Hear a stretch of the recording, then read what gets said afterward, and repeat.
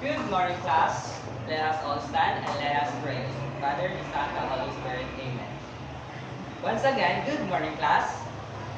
Before you take your seat, can you pick up some pieces of paper under your chairs and please arrange it properly in a count of 5, 4, 3, 2, 1. You may now take your seat.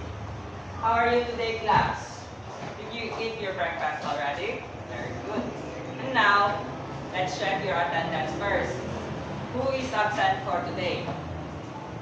Oh wow, that's good to hear you that no one is absent for today. And now, and we have our classroom rules.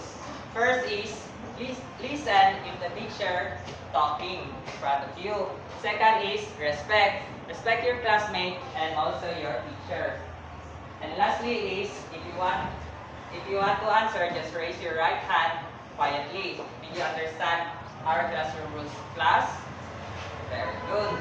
Now, before we proceed to our activities, let's do our recap first. What we discussed earlier. Who still remember? Yes, Geraldine. Okay, it's all about personal safety. For today, we have our activity. Our activity is called Pass the Ball Game. Pass the ball games means you must pass the ball. If the music starts, you must pass the ball to your classmates. If the music stops and you hold the ball, you will be to answer my questions. Did you understand our mechanics for our activity, class? Okay. Let's begin to our activity. Before that, I will pause our activity for today. Just wait for a while, guys.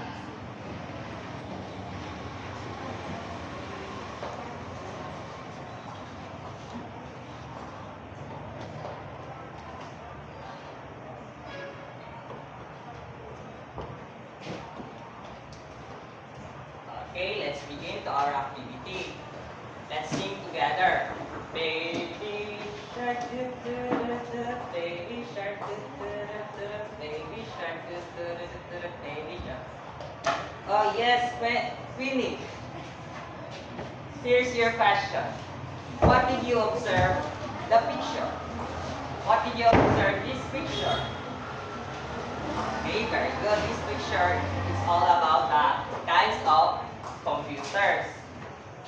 Okay, for the next question is Mommy shark do do do do do. Mommy shark do do do do do. Mommy shark do do do do do. Mommy shark. Okay, yes, Jail. Here's your question. What is this kind of computer and what is used for? Okay, according to Jail, this kind of computer is monitor, mouse, keyboard, and speaker. And monitor is used for to see image and videos, while the mouse is used for to move the pointer on the screen. And the keyboard is used for to type your important things. And lastly, speaker is used for hearing like listening music. Now let's move to our another questions.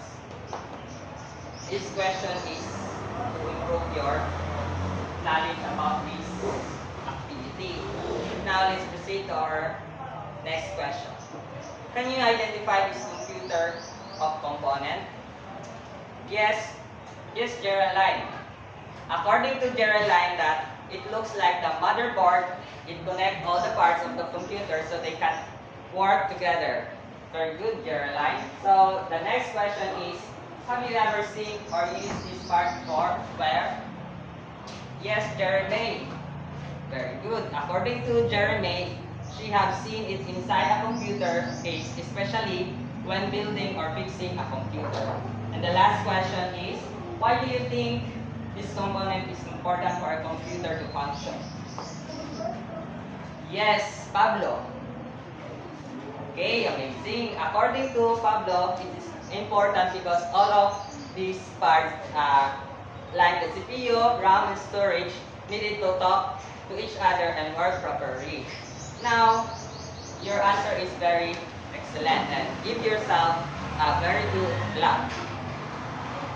1, 2, 3. Very good, very good, very good. Now, before we proceed to our discussion for today, we have our objectives.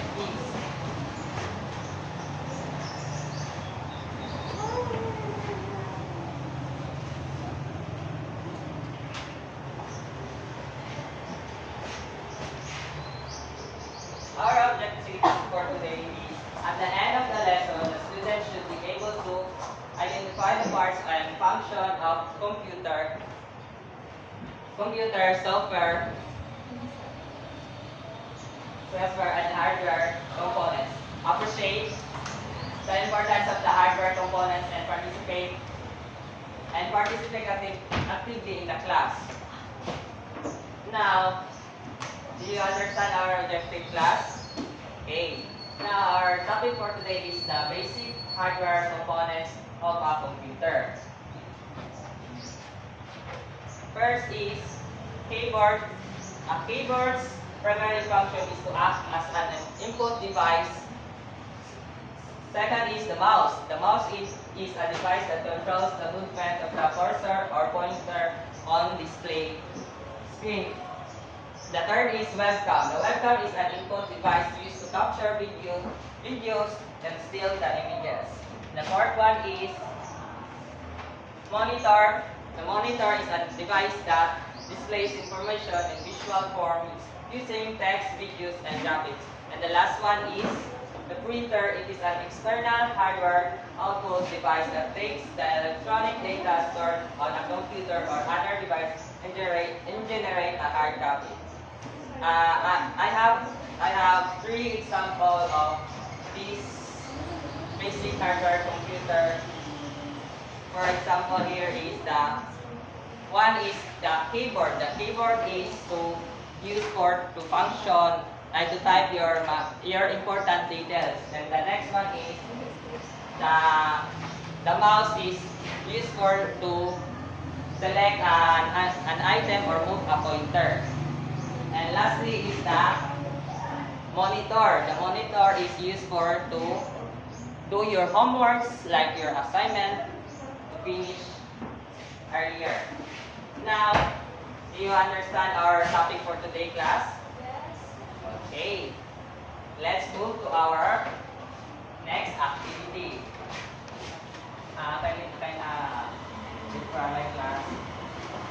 For our activity is, just wait for a while, class.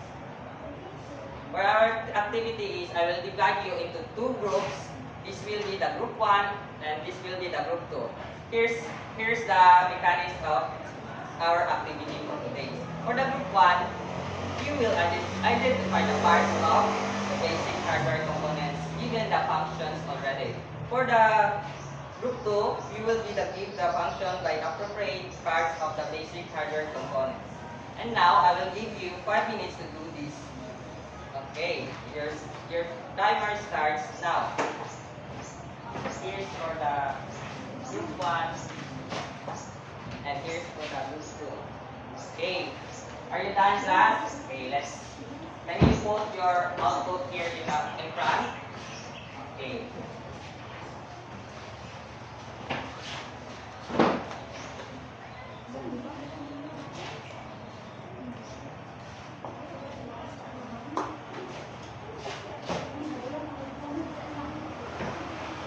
Just wait for a while, class.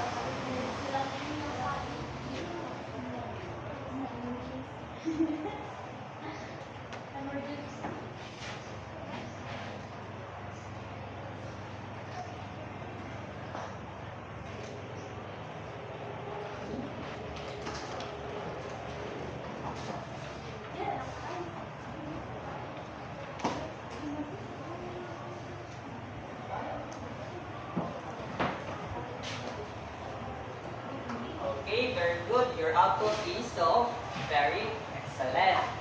Now, we have our another questions.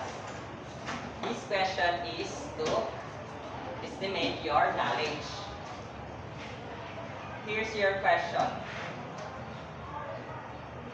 Need to wait for a while class. What happens if one component is missing? Oh, yes, Kathleen. Very good. According to Kathleen, that if one component is missing, the computer not work properly. Amazing. Now, for number 2 question is, which component is the most important? Okay, yes, JP. Okay, according to JP, all components are important because they work together. Thank you for your cooperation, JP and Kathleen. And now let's give yourself a very good clap. 1, 2, 3. Very good, very good, very good. And lastly, and now let's proceed to our assessment. For your assessment is, can we get your one whole sheet of paper and please write this to your one whole sheet of paper. Before that, I will read the direction first. Identify the function of the basic hardware components of the appropriate parts in. Column B, write the space provided before each item. I will give you 5 minutes to answer this assessment. Your timer starts now.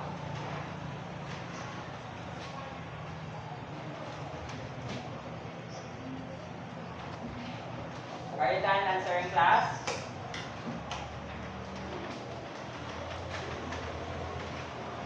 Okay. Can you pass your paper in front of, can we pass your paper quietly?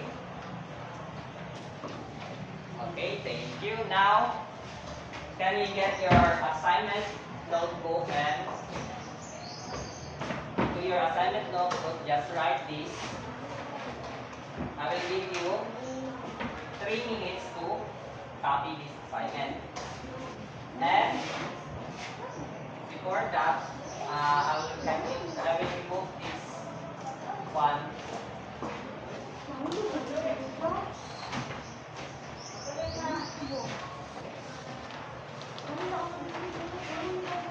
For your assignment, compose a computer hardware components. So write the lyrics in a whole sheet of paper and record the song using phone or any input device like microphone, stereo, headphone. After the recording, save it to mobile memory device, or internal or external. I will give you 3 days to do this and to copy this. Are you done copying, class? Okay. Please submit this tomorrow to me at the faculty. Understood, class? Okay. Do you have any clarification or questions for our discussion for today? Okay. No one? Can you stand up and let's have our closing prayer. In the name of the Father, the Son, and the Holy Spirit. Amen.